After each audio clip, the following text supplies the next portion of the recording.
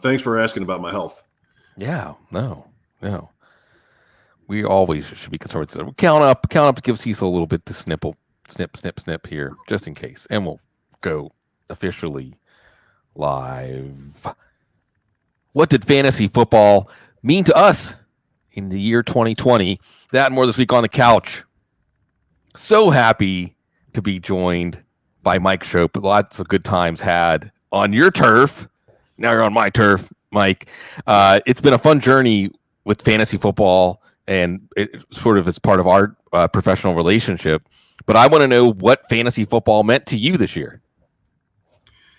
Well, it was by far maybe the most time I've ever put into it.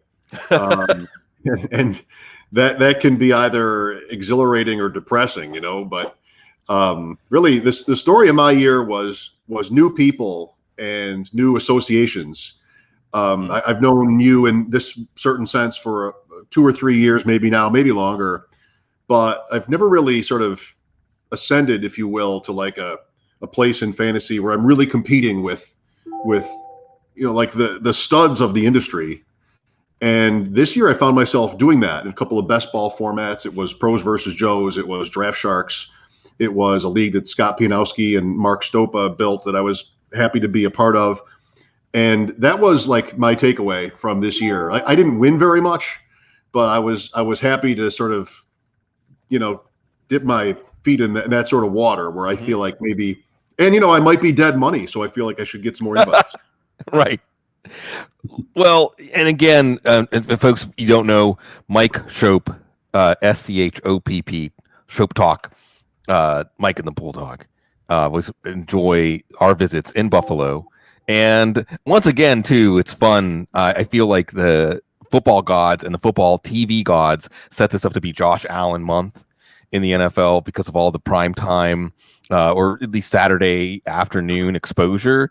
And wow, has he starred. And Buffalo should be prominent in the NFL consciousness right now. But fantasy football is always prominent in the consciousness. But Mike, when you and I first talked about fantasy football, because I get requests to come on and talk fantasy football wherever around the stations. Sometimes, it's a producer / talent who plays and is into football guys, and that's who I'm talking to. But I get the feeling, I don't know exactly how I ended up on your station for the first time, but you weren't that interested in fantasy football, or at least you maybe had to be sold a little bit the first time that we talked. Yeah, that's right. It might have been 5 years ago. Yeah, it's been a while. I wish I could remember how I got to you, but I remember where I was. It was a Friday or even a Thursday pregame or preseason Bills game. I was at the stadium in the booth for that broadcast and talking a little fantasy. And I think it was around then where on our show on WGR, we might have started doing during the season one fantasy guest or segment a week. Right. But I was in terms of like being a fan, a totally different person 5-6 years ago. And it's like really amazing to me how little I cared about it and now how much I care about it. I think my whole equilibrium as a fan is changed over that time. And I'm happy about that. I really love how fantasy makes you think in a certain way. And I've sort of divorced myself somewhat from how I used to sort of watch football. And I love trying to be able to predict it, Sigmund. That's kind of that's the ball game in this is how can you use the information you have and the knowledge you have to figure out the next thing. And that really just agrees with my way of thinking. It creates a plot and interest in every single event, right? I mean, maybe we hit I'm wearing this Lion shirt, this old school Lion shirt. Maybe we did hit a true breaking point during that Tampa-Detroit game, where even people who had fantasy football interest said, I can't watch this anymore. This is too, I feel uncomfortable watching Detroit in this. I made the analogy like to Anna Nicole Smith or Whitney and Bobby, like the early reality shows where it was just such a spectacular, human downfall, but yet you had to watch, but yet you were uncomfortable. That was the Lions last week. But it gives you interest in everything. And like you said, trying to predict it, I've joked about how when I went to law school and knew I wasn't going to be a lawyer, one of the things I thought about doing was an astrologer, pretend to predict the future, but really talk to people about themselves because people love that. It's part of what goes on the couch here. And speaking of the couch, Mike, I mean, I have ulterior motives. Part of the reason that I got you here this week is I struggle with the idea of using my existence or life force to pull people into fantasy football. Is that a good thing? What pulled me into fantasy football? How did I end up here? Was it avoidance? Was it escapism? Was it, detachment instead of attachment? And our relationship's been fun because year over year, it's the enthusiasm. And now I sense that peak enthusiasm, and I'm happy to hear that it's something positive. And I think it also is something that, like you said, the way you engage with the game is different. And I think what I find most is that it adds meaning. And isn't that all what we're looking for in life in some ways, meaning and purpose? But describe for me, if you will, like I guess now that you're in the fantasy football world, what are your impressions? Because I joked it was the children's table when we did a show a week ago. When I remember when Cecil and I started, we would not use the words fantasy football. We would interview beat writers, and we felt really great. This was like 2007. That a beat writer like a Mike Reese, or it's been fun watching some of these guys rise the ranks. Mike Garofalo was, I think, covering the Giants when we had him on our show, but we would never front and center say, I'm asking you this because of fantasy football implications, because that's just too, I don't know, irrelevant, I guess, at the time. And now it's at the center of everything. And now you've crossed over from that broadcast world into the fantasy football world. What do you think? I'm hanging on to the broadcast world with dear life, by the way. But I laugh. We'll have a harder story about that, but yeah. I'll answer your question, but to one of the first things you said there about, what am I doing by bringing people into fantasy football, right? You could look at that two ways. You can look at that as, well, what is the entity of fantasy football? What is its value? And so if I bring you, someone I respect, into this, what have I done? Like, is it something that, whatever, like, what is it going to mean to you? But really, I think that the fundamental thing is that what you're doing is, this is something I care about. I'm offering it to you. Maybe you'll care about it. Yeah. And that's that connection piece that really, no matter what the thing is, that can be so many different things, millions of things. That's what matters. And then the person will choose to go with it or not. So I think ultimately, broken down, that's what it is. My impressions, I have I think a good answer to your question about my impressions of it, because, and I've tried to express this in a way that doesn't sound like condescending at all, but like, I think maybe one reason why I didn't care for fantasy several years ago is I might, the kids table, or however you put it. Yeah. I might have felt like it was a little bit of child's play, and I had no knowledge of, appreciation for, understanding of like the big time world that it itself is, financially, competitively, in those things. And once I got, really more this year by far than ever, once I got a taste of that, I was like, okay, this is cool. And as a part of that, these guests that we've had on the Draft Sharks show or on WGR are super impressive as broadcasters, and like, that's your show. That's Gene Bramall. That's Matt Schauf at Draft Sharks. Yeah. I got into that draft, and you were in one of those too. And then I watched it. I'm like, wow, this guy is good. I mean, as a host, you've got to be able to move the ball, right? You're a point guard. You have to figure out how to distribute and say the most pertinent things and do it quickly so the other people can talk. And he was just great at that. And I have had that sort of impression, the FFPC guys, like numerous times since starting to interact with them. And I don't know, I feel like, I sort of came up in the traditional radio world. I went to college for it. And by the mid 90s, I was in broadcasting. And maybe what I've realized is that there's obviously more than one way to get there. So there's a lot of talent in fantasy football. There's a lot of broadcasting talent in it. Well, thank you. And that's great. It's funny. And we broached this subject, and thanks everybody. And look, for those of you that are coming in for week 17 DFS lineup and stuff like that, Cecil and I will preview the games, and there'll be projections of football guys and all of that stuff as usual. But because, well, after week 16 in the fantasy football world, we all exhale. That's what we're doing this week with Mike Schopp. And I love it. I mean, I have to say, and I know that you've probably sensed this or felt this. When I saw you crossing over to Fantasy Football Expert, my heart fluttered a little bit. Like, this is fun. This is great of what's come downstream from this. But I think there's a much bigger topic that you broached there. And we started talking about this on the Draft Shark show. And yeah, Matt Schauf, who was on the IDP show here, go way back with Matt. He's fantastic. Always a breath of fresh air. And all the people broadcasting, because we took that opposite route, even though I think we started with a similar mission. Because I did start, as I told you, at Newhouse for broadcast journalism. I think when I was in 8th grade, I knew I was going to go to Newhouse for broadcast journalism. Mm-hmm. I was going to be the play-by-play announcer for the Pittsburgh Pirates or something like that. Mm-hmm. And I got to Newhouse, and the story I like to tell, Mike, is in the news writing class, I had to run my stuff through that tool in the word processor, and if it was above an 8th grade level, you had to rewrite it so it was an 8th grade level. And I thought, why am I doing this? Why am I intentionally unlearning to write in my own voice? This doesn't seem right to me. And then you find out what the jobs are, what the starting pay is, and kind of how you have to pay your dues for so long just to have an opportunity to do the job you want to do. Maybe you won't get to do the job you want to do. And it all just seemed to me, and I'm thinking with the, thought process of like a 19, 20-year-old. So I bailed on it in the middle of my second year and got a philosophy degree. And there's many other chapters of my life story I could tell here. But in the 2000s, the media became democratized because the barriers to entry to broadcasting your content to the world became like insignificant. Like it was zero.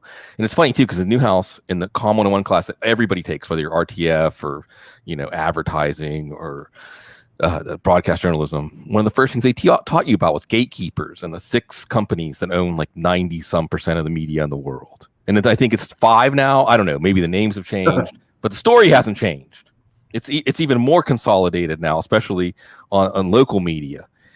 And you can just put your voice out there. And if you create an audience, then it will persist, And like you said, the broadcast chops or the media chops, I think it's been in some ways because there aren't rules, right? Mm-hmm. There aren't rules. Like so many of the other people, I think the people who aren't doing well right now in broadcast are the people that are trying to be that sort of bland, it's like in broadcast why you're supposed to have an accent that is indiscernible from any other accent, right? Right. I mean, isn't that indicative of what diction. What's that? Non-regional diction. Right.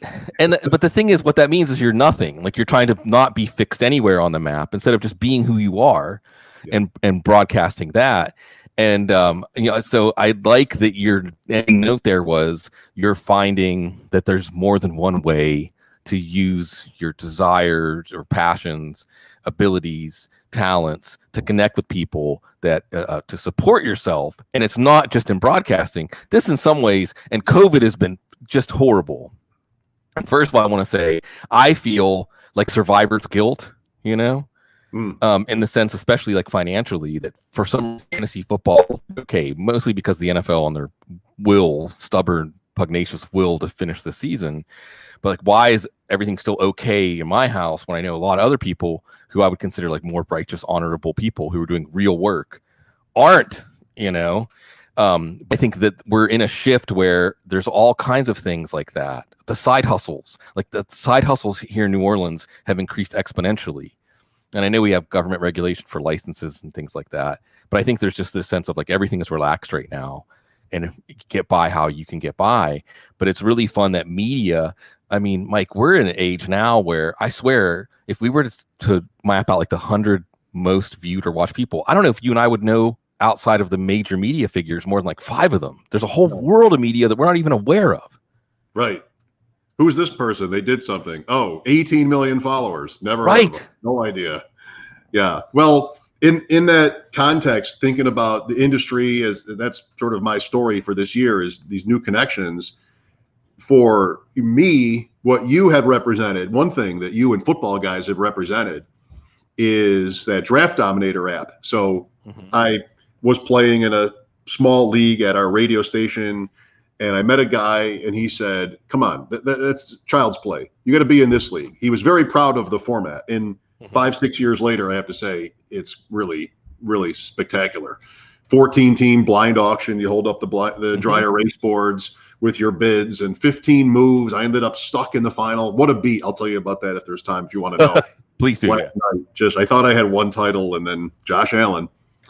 So here comes this, I become familiar with the Draft Dominator app, and I walked into that draft. I'm like, all right, well, these guys have been playing. I'm new. I'm just going to do this. Maybe a couple of times I strayed from it, but really my rule was to not. Like, these guys, this is the done work. And why would I think I would know more? So I rolled into that league and just crushed it with the Draft Dominator. And then I did a few more of those, and like, wait a minute. I think this is the way to fly, is let's take everything I think I know and remove it, and then just operate this way. And I was winning. So, a few years later, I still use it religiously. I'm on that League Dominator every day. From July to yesterday, I'm on that thing every day. But now I feel like, okay, well, this is a start. This is going to tell me. I was so religious with it, saying if one guy's projection was 11.2 and the other guy's was 11.18, it'd be like, oh, I got to have that green check mark. Yeah. I can't have the red football in my lineup. I got to have the green football in my lineup. But now I think, you can use your knowledge, your information, and, even go from there. So when I think of like my familiarity with you and with football guys, I think about that app. Oh, yeah.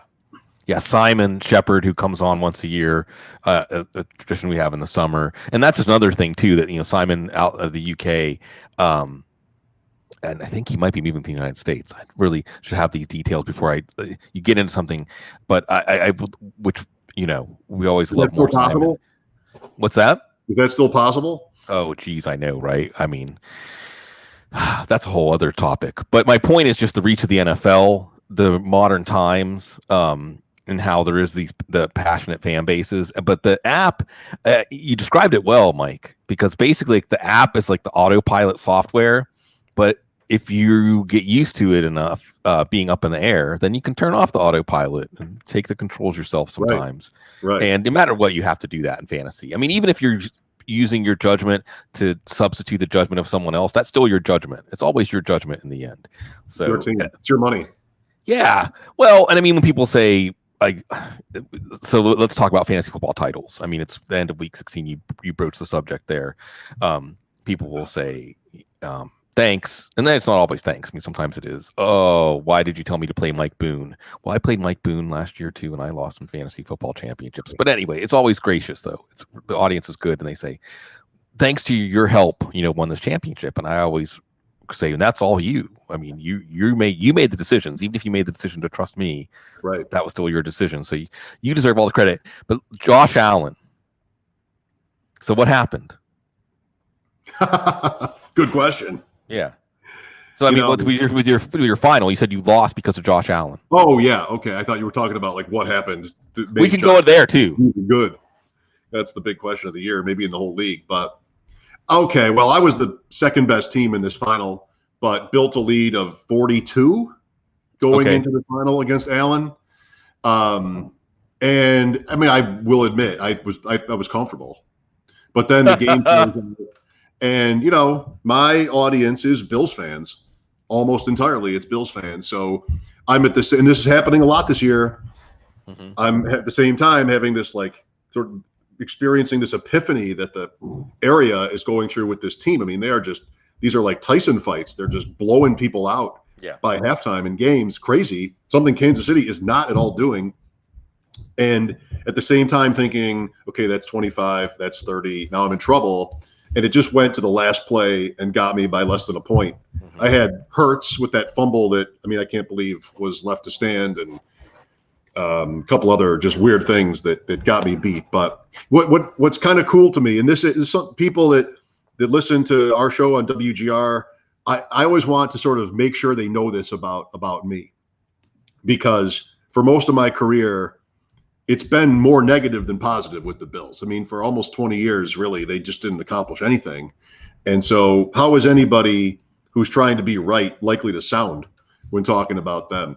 Then you get into fantasy, and it just, I think probably I got so used to the idea that Bills players were just not going to have much value in fantasy football. Stephon Diggs going to the Bills, there was an argument for it working, but receivers on new teams is a strike against. And this team has had one of the worst passing offenses in the NFL almost every year for 20 years. Come on.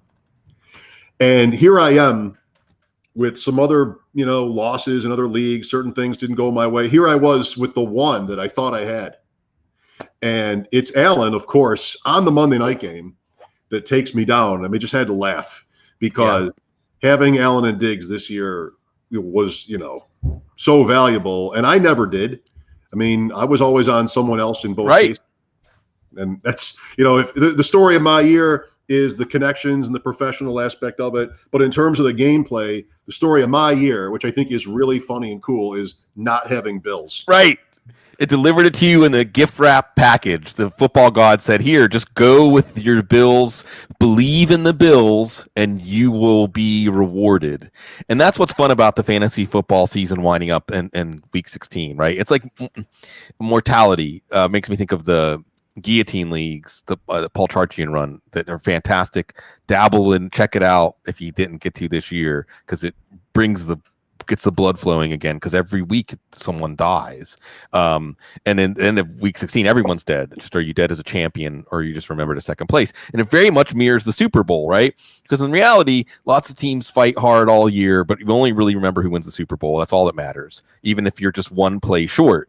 And all of the plays matter, right? Like you said, you start reflecting on the other plays when you lose by a point. You're like, oh, there's this choice and that play and that choice, just like teams do at the end of a season where they win the Super Bowl or lose the Super Bowl. One of my favorite traditions is, if you win a championship, look at every player in your lineup and go back and trace the genealogy of how that player ended up on your roster. What thought process? Was it a trade? Was it a waiver wire pickup? Was it a draft pick? Who else were you considering? It's fun because it all becomes meaningful.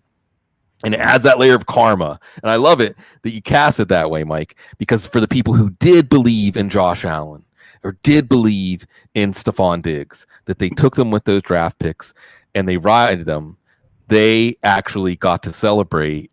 The universe rewarded them for it, the football gods. I won one last night where Stephon Diggs needed 39.25 points. I thought, well, okay, it's not truly mathematically impossible. Where's our win probability, Mike, right? Like, that's the next thing. Someone needs to do fantasy football win probability. I saw MFL tinkering with it. I see you out there, MFL. I'm always a champion of MFL. Win probability of 0.0005%, but it wasn't zero. And I'm watching the game with my wife. So yes, if you're here listening to the couch, you're going to hear a story about me watching the game with my wife, which has become, I've had a lot of these stories lately. And you remember when Syracuse beat, oh God, who was it? Virginia, to go to the Final Four a few years back when they were down by like 12 or 13 points. Am I remembering that correctly? My brain, I'm only 98% sure of anything. I actually left. I should be embarrassed. I should be totally embarrassed to tell the story, but I'll tell it in the interest of fleshing out the story I'm telling. I actually left when they went down by like 13 or 14 in the second half. The bar we were at, I was like, let's just go home. And then we got home. I was like, what? And my wife, since that day, just will continually bring it back to that day. Like, remember when you did that? Don't give up. Don't ever give up. And last night we were watching the game, and Stephon Diggs had like one catch for 2 yards for the first like 20 minutes of the game. Like, this is ridiculous. Not only is it not going to happen, I mean, come on, let's turn the page to something else. Then he caught a pass to get, and then she said, well, there's a pass. And I said, if it was going to happen, it would have had to start a lot differently than this, right? Then he catches a touchdown at the end of the half. Then he catches another touchdown. Then he starts racking up catches, and I think, this actually might happen. This is the most miraculous fantasy football championship win I've ever had. But I know for a lot of other people, what's funny is it wasn't a redraft league, it was a dynasty league, because I wasn't trusting Diggs or Allen either. I thought John Brown was a better pick. The first game when John Brown should have caught 2 touchdowns, like, see, John Brown's going to be just as productive as Stephon Diggs, and he was cheaper. And lo and behold, sure enough, Stephon Diggs, Josh Allen rising to the occasion, and it really rewards you for believing in those players. But like you said, the more interesting for you, I don't even necessarily professionally, but just as part of your life, because we watched the Four Falls of Buffalo the night before the game that they clinched the division. Mm-hmm. And it's very similar wearing the Saints hat I have here. Buffalo and New Orleans are similar in the sense that no matter what happens, they love the team. They love the team because it's not just about whether they win or lose. It's really just about that closeness. You're our team and we're your fans. And now we're on the cusp of well, who knows what, but Josh Allen, what happened with Josh Allen? I mean, there's Brian Dable. I don't know if they gave him beta blockers or if he just like meditated or something, because it's the inner peace. It's the inner calm. Have you got a chance to talk to Josh Allen? Not in a long time. Not this year. No. But I'm marveling at the story, like everyone. It was such a long shot. There's something just poetic about, you're in the opinion business and you say this or that about different guys as they're picked in the draft or whatever. And this is like the ultimate example of extremes, right? Because he was, controversial isn't even the right word for it. The pick was panned. Mm-hmm. Like he did not have a college career. It was pre-panned. It was panned before it was ever made. Like whoever was going to take Josh Allen, there was a bunch of people with long knives ready for them. Yes. And all these smart people that I look up to and read all the time are like, if this works, it will be the first such experiment, so to speak, ever like it to work in the NFL.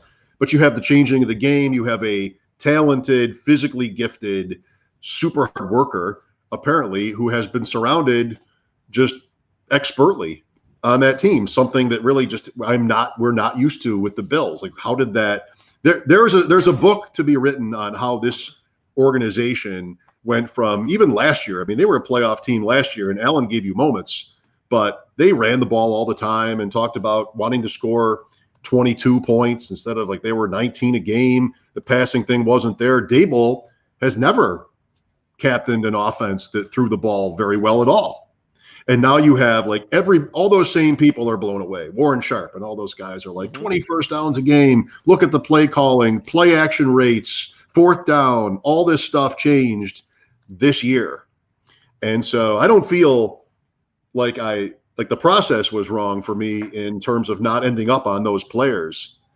But it's just like, this is the fans' moment to shine in Western New York.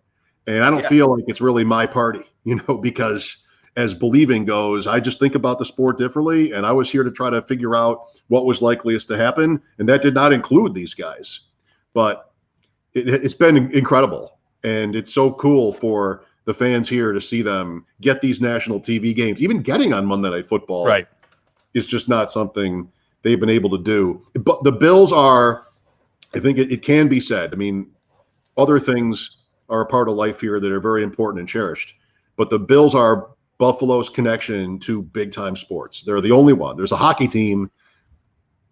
Like, this is it. So Marshawn Lynch gets drafted by the Bills and talks about how he flew in and he's trying to find the Statue of Liberty. People don't even know where we are. And I think when this kind of thing happens like it has, fans love that connection with the big time. One of the things I hear the most often, Sigmund, is, oh, can you believe this announcer said this? We're finally getting on this show, those kinds of things. Like, a lot of fans see their self-worth as fans through those kind of lenses. So it's really been an amazing year, and it's not over. No. They could win it. No, and this is still also just one chapter in another story. Remember, Mahomes and Chiefs had to lose in overtime against the Patriots. Maybe that's where things end up for the Bills this year. I think everybody's rooting for a Bills-Chiefs game. Like, let's just get a Bills-Chiefs game in the playoffs. Let's see what happens. But also, it's an unburdening, right? It's not the first thing you think of when you think of the Buffalo Bills this year. It's not the 4 Super Bowl losses. It's not the first thing you think of. But Josh Allen is just an amazing story. I always like to say, Mike, that I think that the NFL is one of the last outposts of the true American dream.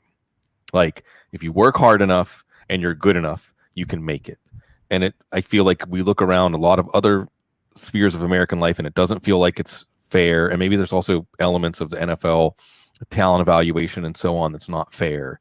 But look, if someone like Josh Allen can be number 2 in MVP voting, probably like atop the NFL news cycle, because he's truly somebody who's only here by virtue of his belief in himself. You know, the universe was trying to tell him at many stops, no, you're not going to be a quarterback. Your destiny is something else. And he insisted that it was. And then, like you said, there's the story about his accuracy. And the main thing I've seen, because I was one of the few people that was even open to the idea of Josh Allen being a good NFL quarterback. Nobody, this is the thing, like you said, you try to nail down the range of outcomes. Every year there are outliers. Every year there are things that take off in a direction that no range of outcomes accounted for, right? That's one of the fun things to me about doing fantasy football is it reminds you that impossible, quote unquote, impossible things still happen. And again, by the will of human beings, basically. But Allen always seemed more frantic in his thinking, and he had a sense of having to take everything on his own shoulders. And then when he was in that mode, that's when he would often try to do too much and have his catastrophic plays. And this year, he's just at ease. There was a little stretch there that was a little bit bumpy, but now he's soaring even more than he was at the beginning of the year. And like you said, the offense has embraced him. I think his teammates have embraced him. I think one of the elements that's out of view, but you see little glimpses of, is he really is a 1,000 billion% bought in to a team, being a team and community guy, you know? Like yes, and that's been true from the moment he was drafted, you know, like there was controversy about his past on the day of the draft. Mm-hmm. Which was even more sort of scary to me for all this. Like, oh no, now we have this other piece from certain things that he had said. But since the moment he's been drafted by the Bills, there hasn't been anything. You have the thing where his grandmother died the day before the game against Seattle, and they're over $1 million raising money in her name. He is an interesting case as an underdog because he's so big and physically able. Like he's not a 5'9" quarterback who got a chance and went in and just figured it out. You know, like it's a little bit upside down in that way because he's not an underdog physically. So it's just the combination of how little he was able to accomplish in his football life going into the league, and then getting the kind of opportunity he got. He was drafted high so that whoever drafted him, anybody drafted like that is going to get chances. Like they're going to get multiple chances to succeed. And the timing here was perfect. They laid it all out for him. And really, like going back to the roster after last year, like John Brown, Cole Beasley were good players that they brought in, and they could have easily been complacent with that at wide receiver. What do we need to win? Who knows? It could have been looked at a lot of different ways.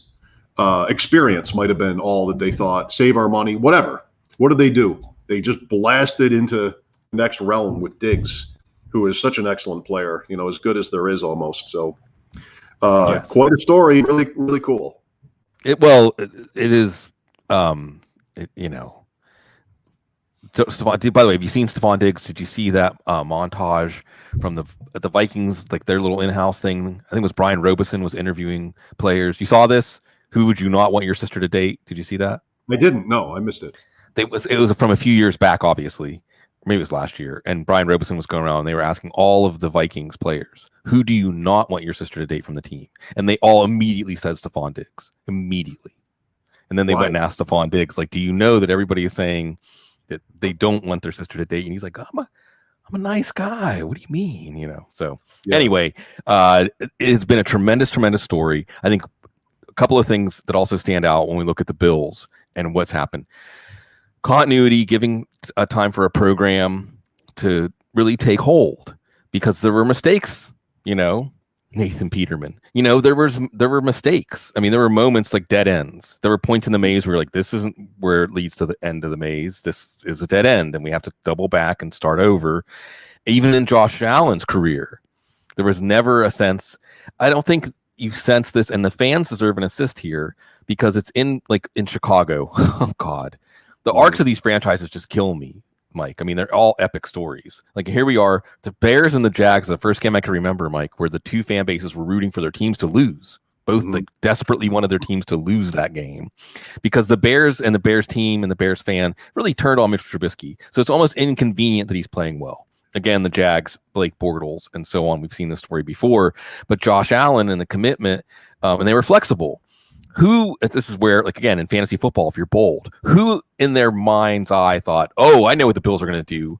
They're going to make Josh Allen like the passingest quarterback in the league. They're going to run the whole offense through him. Everything every week is going to depend on how Josh Allen's playing. Yeah, that makes a lot of sense. But that's what they did. And it was beautiful. Yeah, I didn't see it coming, and I didn't see it working. Exactly. There's a lot of little data-driven angles to the Bills' success that I feel like are important. I mean, you watch him throw the ball on the run like that, and it's a sight to see. Yeah. And that isn't so much data, of course. That's physical ability and work, but little details. You know, the way he is so important. Needless to say, he's the quarterback, so anybody would always say the same thing.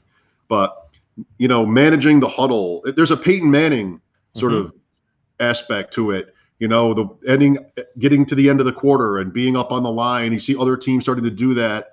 There is just not that certain sloppiness that the bad teams exude. You mentioned Detroit the other day on the play where Stafford was hurt right away, or the play before. It's 4th and 1. They're on the field. Stafford is still on the field, and there's a false start. You know, right. Baltimore. Right. I've crushed on the Baltimore organization for a couple of years, and much preferred the idea of Jackson in the draft to Josh Allen. But this year, you see that. You see delay of game, and you just see like it's not buttoned up. And this thing here, I feel like you can't excel at that without your quarterback being the driver. He has to be the one who recognizes the clock, who recognizes down and distance and matchups and the other teams, the way Aaron Rodgers does, where they're changing on defense. Let's go. And Allen has just been – that's kind of really hard to foresee when you're doing this going into the league. What's that going to look like? I think, but what a cool thing for him and for them, and great. Yeah, for the fans especially, and hopefully what this sets off it was Brady, Manning, and Roethlisberger for years and years and years. Joe Flacco got in there once, but what was there, Mike? Like a 15 or so year run, maybe longer, where the quarterback of the AFC team was Peyton Manning in the Super Bowl, Tom Brady or Ben Roethlisberger. Now, I hope, especially for Bills fans' sake, it's a Josh Allen, Patrick Mahomes, and we'll see. But there's some great candidates: Deshaun Watson, Tua, Burrow. Maybe Justin Herbert. It'll be fun if we can get Baker Mayfield, maybe even. Where, by the way, Mason Rudolph's going to start for the Steelers. Speaking of Baker Rudolph, you saw that? I did, and that's interesting Bills-wise too, because while number 2 seed jurors, here you go. They don't have to lose, but Pittsburgh's basically saying, as I think was to be expected, the rest is what we're about at this point.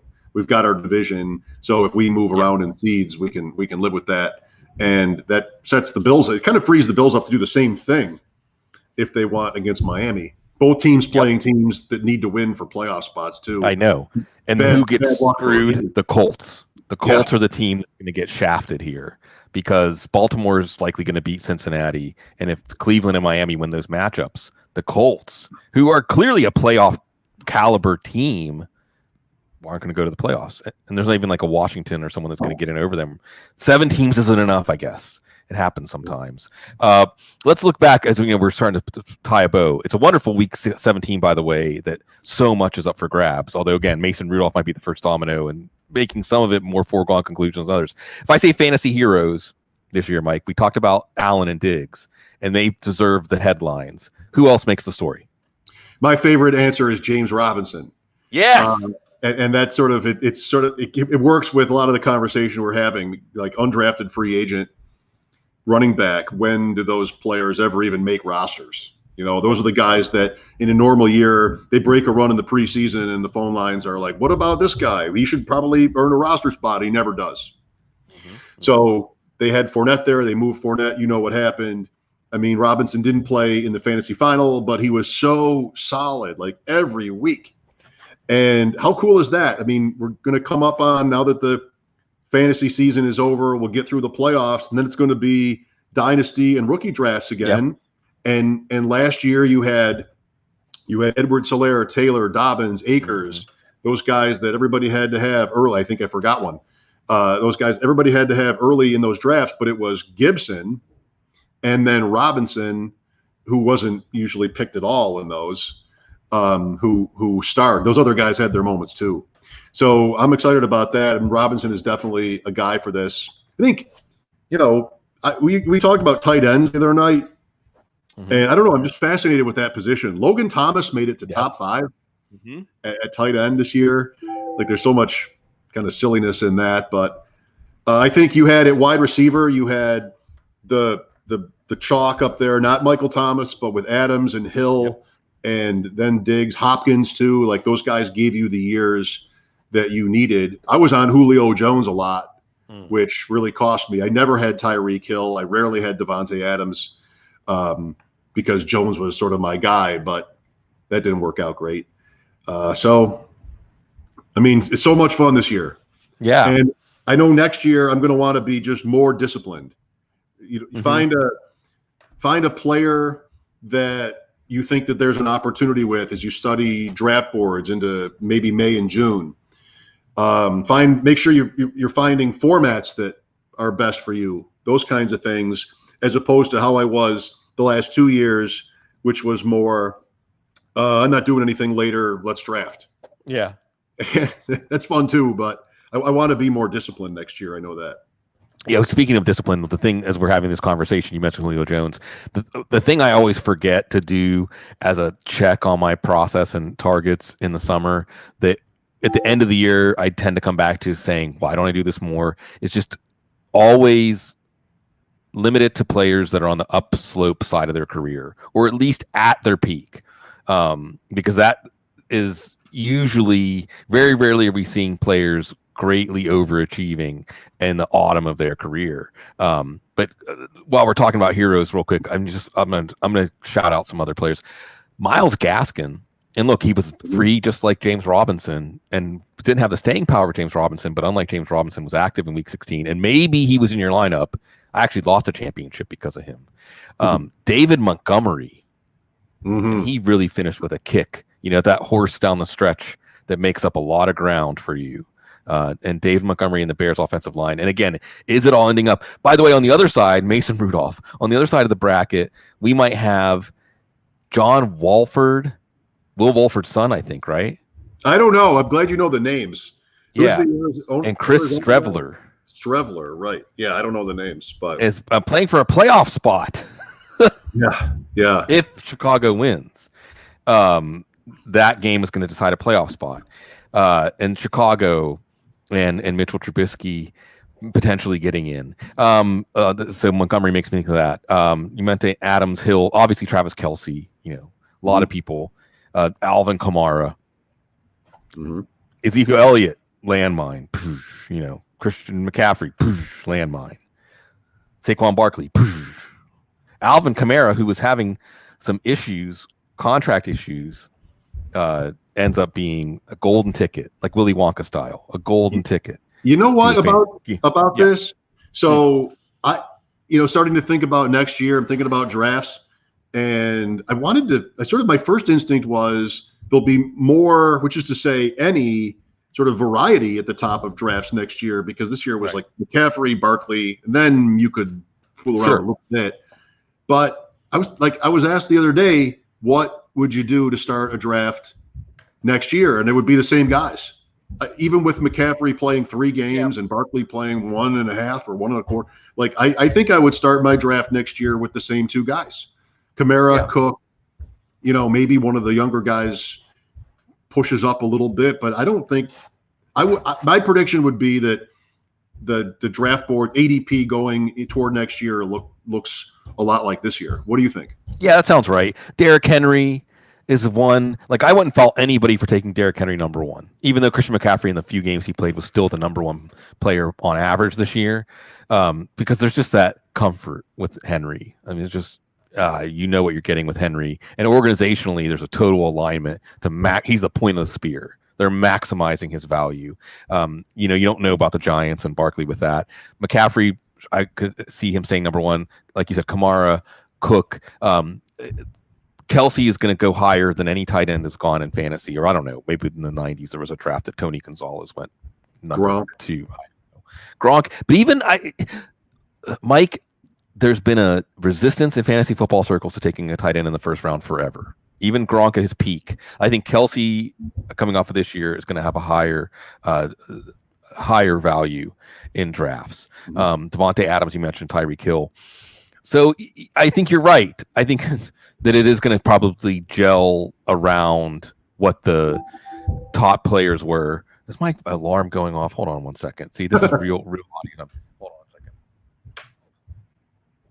While you do that, All right, and we're back. Anyway, a couple other fantasy heroes. Kyler Murray, even though he didn't really do it at the end, I got to mention Nyheim Hines because I did it. So I'll toot my own horn here because you did the pros versus Joes for the first time, the best ball. Yeah. What I really like about this, Darren Armani runs it, Fantasy Mojo. It's conjunction with FFPC, it's a great contest. Is you're drafting before camps start or right around the time that camps start. So you really are drafting on belief more than the prevailing winds of how things look. And Nyheim Hines is a big reason that I was able to win that one this year, edging out Pat Thorman, who really pushed me from Establish the Run. You won pros versus Joes? I did. Well, my division. I wasn't the number one overall team, but I was the number one team in my division. I think it's the third time. Darren said I'm conflicted saying this, but every now and then I will guess toot my own horn. He said that I'm now the number one all-time pros versus Joes best ball player with that win. That's good.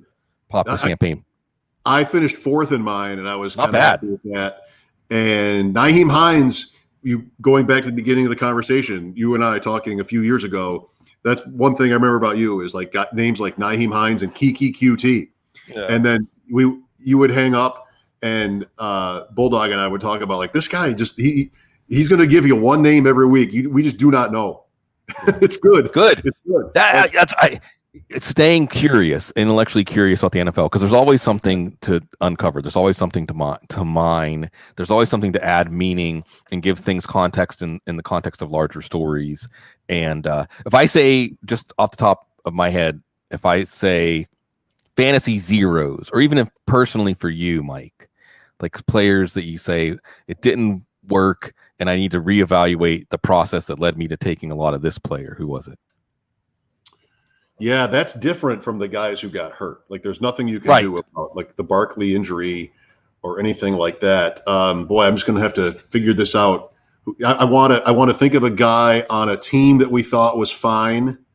Marquise Brown was a little bit of this. Yeah, we heard a lot of, he's in better shape, and how they did not address wide receiver with their roster at all. He would be a name for this. By the way, Will Fuller was on Heroes pace there for a while, right?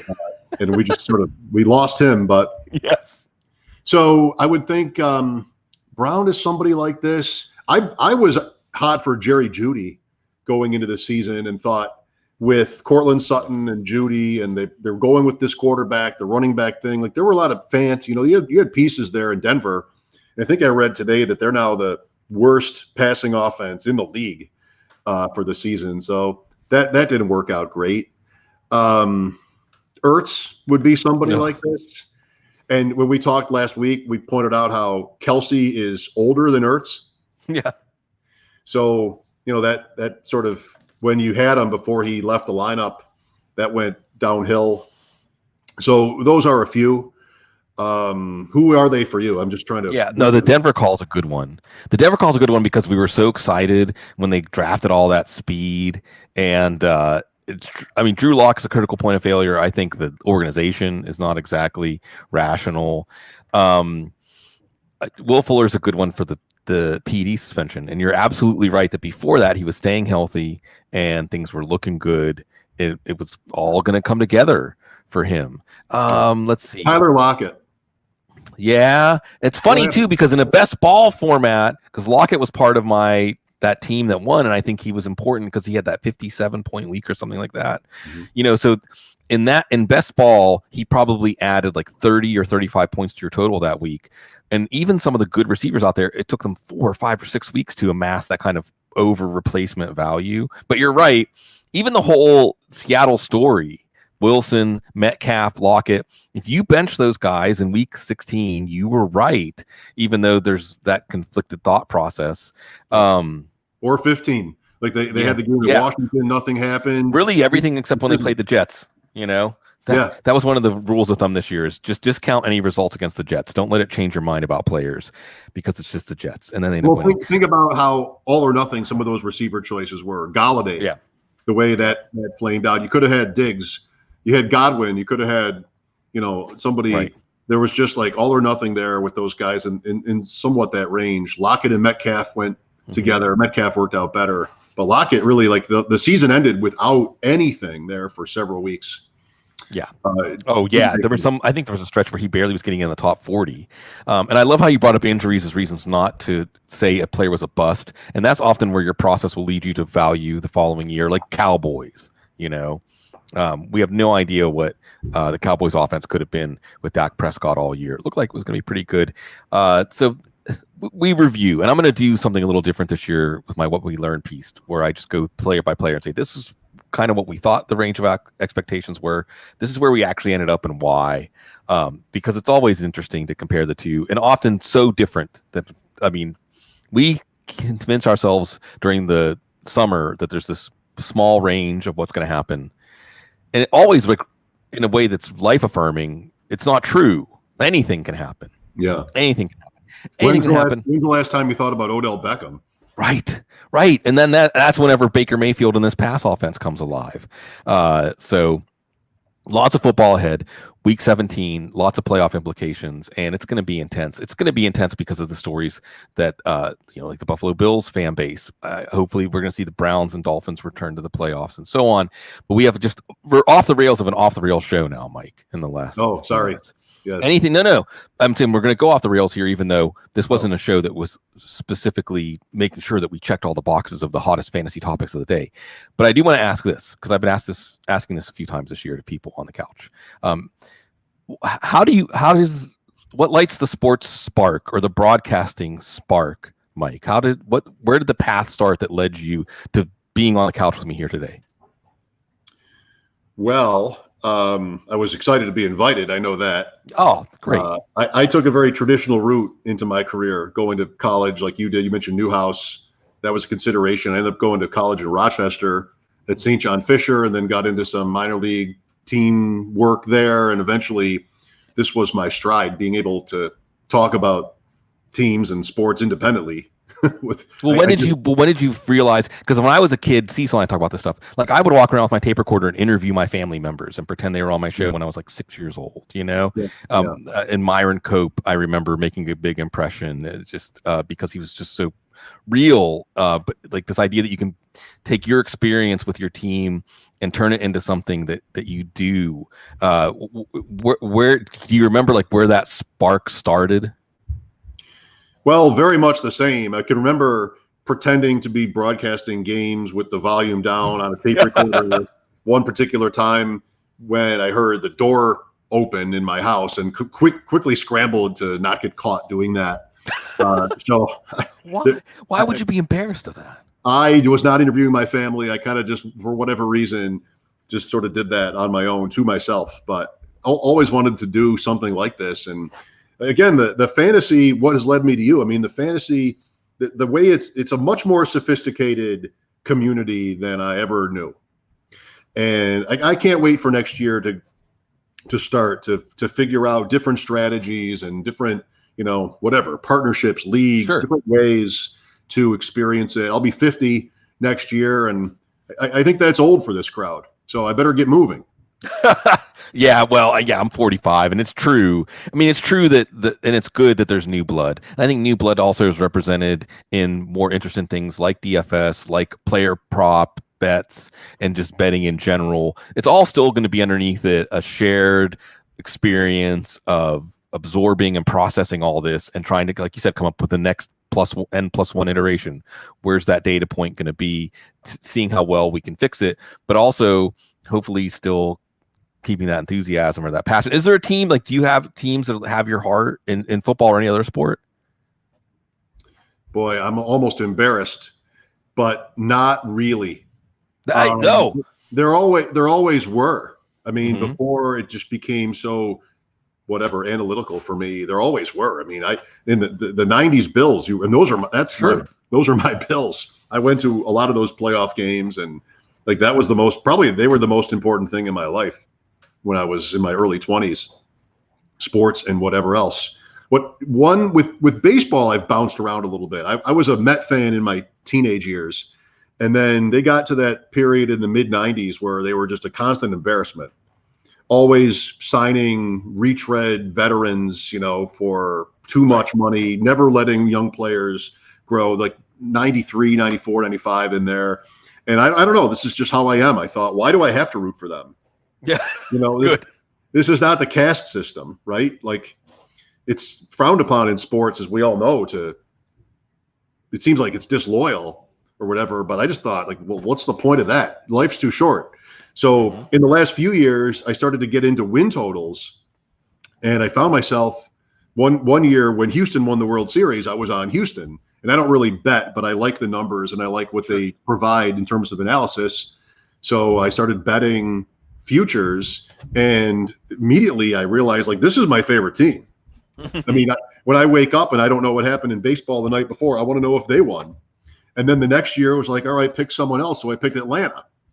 Atlanta had young players, and I kind of like to bet against experience, because people make a big deal out of experience, but, maybe overrated. So I bet Atlanta. And then immediately, right away, I didn't care about Houston, and I was all about Atlanta. So whatever you want to call that, those are my favorite teams. No, that's good. And I mean, it sounds like what you're doing is you're getting familiar with the blueprint or what the team is trying to do, and you're buying in. You're saying, this is going to work. I like this. So it resonates, or it's validating whenever you can identify those things, whatever it can be. It's funny because fantasy can really extend its tentacles to anything, right? And and we're gonna get there. My wife and I like to watch the baking shows. It's really easy in that first one when you meet all the contenders. Say, well, they're not going to make it past the first 3 shows. They could go deep, and as long as they don't ask them to do something that involves decorating and so on, or the Oscars or the Grammys or whatever it is that you're interested in or passionate about. But also, you mentioned the Mets thing. I'm guessing like you didn't have a lot of childhood memories attached to the Mets, like you and your dad watching the Mets or taking a trip down to Shea Stadium was one of the coolest things you did. So then you don't have the baggage, the emotional baggage. Like you said, you're like, it's whenever you have that life experience that really ties you to a team, that it's not a fandom that you chose anymore. You care even when you don't want to care, right? Lions fans, right? Browns fans. But I don't sense that Bills fans ever felt that way about the Bills, even though it was excruciating. I think they were still always happy to have their Bills, and we'll see. It's going to be fun, and it's really, we're now 25 years later, basically, and it is a chance to exercise the demons, or at the very least, just like they did, like with Scott Norwood, say, like, it's not trauma, it's not pain, it's still something we celebrate, it's still something that makes us feel like light and love, and not something whatever the rest of y'all think it means. That's not what it means to us. So. It's so long ago. I mean, those teams are so 25, 30 years ago. My producer is 25. So many people we interact with do not have any memory of them being good. So it's more that you and I remember those teams, and fans here who are older do, but it's so long ago. It's just a totally different thing in so many ways. And the fact, as we've talked about today, the fact that it was so unexpected in a certain way, a team that has broken all its old molds and habits to just torch other teams like this, just makes it more exciting. Yeah, and in a way, with players, with people that they love, and it's wholehearted embrace in both directions. Just like Mike Schopp in fantasy football. Yes, sure. That's our theme, bringing it all full circle. Just as the story's always being written. So, folks, if you don't know Mike's work, SCHOPP talk, and we're going to see more and more of Mike in the fantasy football world, I'm sure. But also, you'll want to hear Mike's accounts of what happens in this epic tale of Buffalo in this 2020-2021 season. Thank you, folks, for being part of our 2020. We'll be there on the flip side doing, Audible stuff, playoff previews, playoff fantasy football. I'll write my rankings article, all that stuff for what you need, your props, your bets, your pools. Thank you, folks, for giving us a chance to serve you. It's a privilege.